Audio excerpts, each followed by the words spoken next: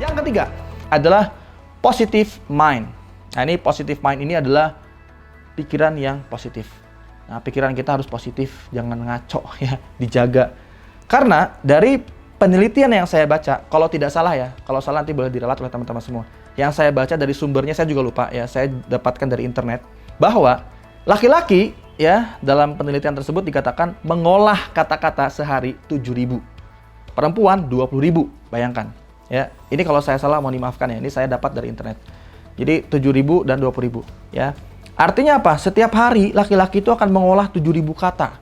Di mana ini akan menjadi sebuah informasi yang akan mendistract atau yang akan menjadi informasi yang masuk ke dalam pikirannya. Ya. Kalau kata-kata yang masuk seringnya negatif, maka pikirannya akan terisi dengan hal yang negatif. Gitu ya. Nah, kita bisa memilih kata-kata. Jadi kalau ada orang-orang yang ngomong yang baik, ngomong yang buruk, kita pilih aja yang baik. Sehingga pikiran kita tetap terjaga menjadi positif. Positive mind. Dipilih, difilter. Dari 7.000 kata yang kita olah, pikirkan yang baik-baik saja, gitu ya. Jadi kalau biasanya nih, saya suka mengambil angle dari angle yang positif. Misalnya, mobil saya rusak. Contoh rusak nih. Jebret! Yang saya lakukan pertama kali adalah proaktif. Nah, proaktif ini saya dapatkan ilmunya dari guru saya, namanya Mas Jaya Setiabudi, Mas J. Mudah-mudahan Allah memberkahi beliau juga, merahmati beliau juga. Jadi, proaktif ini sikap yang ketika ada sesuatu, kita nggak reaktif, nggak langsung reaksi, tapi tahan dulu, tunda, responnya tenang. Setelah tenang, baru kita pikirkan bagaimana nih, ya. Nah, misalnya mobil kita rusak, jebret, aduh rusak, nggak langsung, aduh rusak. Nah, ini reaktif. Nah, padahal baiknya proaktif, kita tenang dulu sebentar. Kenapa ya rusak? Oh, barulah kita alihkan ke positive mind, positive thinking. Kita ambil dari hal-hal yang positif. Sehingga apa? Kalau kita mengambil positive thinking, ini akan menjadi empowering atau memberdayakan kita, jadi kita nggak lemes, kita nggak ngeluh, kita nggak bete, nggak bad mood yang berbahaya untuk kita, tapi kita jadi semangat gitu, jadi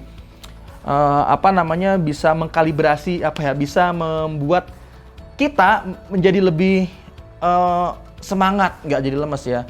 Dan ini kan salah satu tanda syukur. Kalau syukur bahkan Allah akan lipat gandakan kenikmatannya kan. Begitu ke bengkel, pikirkan, alihkan, langsung switch ke positive mind. Alhamdulillah, Allah kasih mobil saya rusak. Mungkin sebenarnya ada takdir lain. Sebenarnya Allah sudah takdirkan untuk naudzubillah kecelakaan misalnya.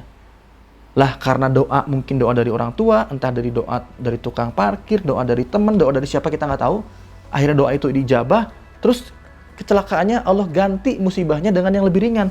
Jadi mobilnya rusak. Alhamdulillah. Coba kalau positive mind, kan enak jadinya. Jadi husnudon sama Allah. Mendingan mobil rusak daripada mobil celaka. Nah, karena kan memang kita punya takdir setiap harinya yang nggak bisa dihindari oleh kita, dan hanya doa dan sedekah yang bisa membentengi kita dari musibah yang sedang menghantui kita.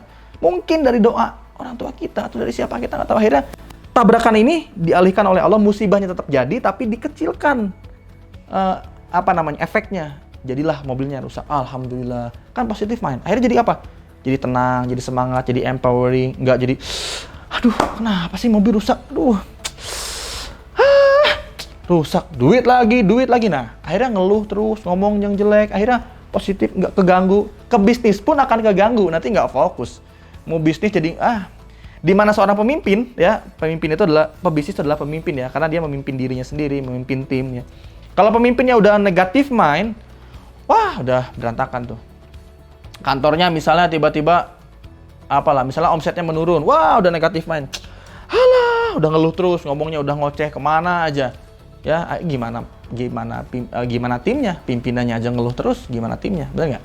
Nah, itu yang ketiga. Yang keempat adalah memilih kata-kata. Karena seorang bilioner, seorang pengusaha, seorang entrepreneur harus menjaga kata-katanya. Ya, sebenarnya semua orang juga harus menjaga kata-kata sih. Tapi lebih khusus untuk kita sendiri. Ya, kita nggak bisa mengontrol orang lain berbicara apa, itu haknya mereka, itu urusannya mereka. Tapi ada baiknya juga kita ingatkan mereka ya. Nah, cuman kita lebih ada tanggung jawab untuk berbicara, memilih kata-kata yang baik-baik ya. Kenapa? Ya karena terutama sih ya, kalau kita ngomong buruk nih ya, gimana kalau saat itu kita tutup usia, lagi ngomong buruk, lagi ngomong kasar, pak, tutup usia, plek.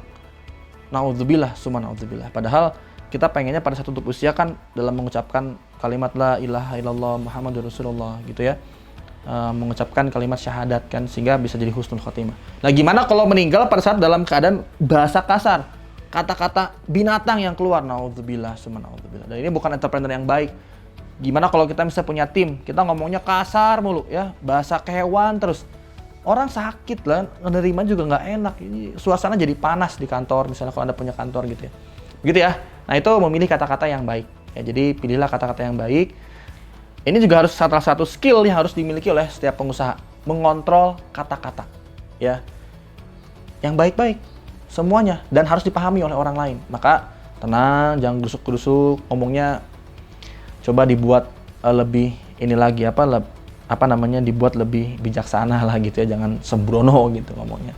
Dipilih kata-kata dan hati-hati juga ketika kita ngomong yang negatif terus, ngomong yang kasar terus, ini akhirnya akan menjadi kebiasaan. Kalau sudah jadi kebiasaan, ini akan naik ke pikiran kita dan diikat menjadi sebuah informasi yang benar, jadi kebenaran diikat, terus masuk ke perilaku kita. Nanti bukan cuman kata-katanya yang kasar, nanti tangan ikut kasar, ya, gara-gara kata-kata yang kita keluarkan. Karena kita ngomongnya ngok ya, bahasanya kasar terus, nanti tangan ikut-ikutan. Nah, terus kesel, ini emosinya ikut naik. Nah, kalau udah begini, imun menurun tuh. Maksudnya apa ya? Akal kita menurun. Karena kalau emosi naik, akal menurun. Jadi istilahnya kayak orang-orang yang kurang gitu lah ya. Akal menurun karena kita marah-marah. Kata-kata negatif, tangan ikutan, nanti lama-lama kaki ikutan, lama-lama mata ikutan. Gara-gara apa? Kata-kata yang nggak bisa kita kontrol. Terus lama-lama akan menjadi kebiasaan. Kalau sudah jadi kebiasaan, jadilah nasib. Maka nasibnya akan buruk. Naudzubillah, subhanallah. Gara-gara apa? Gara-gara kata-kata yang kita terus ulang. Ingat, Allah sesuai prasangka hambanya. Kita mengeluarkan kata-kata, ya kita membuat prasangka kepada diri kita sendiri.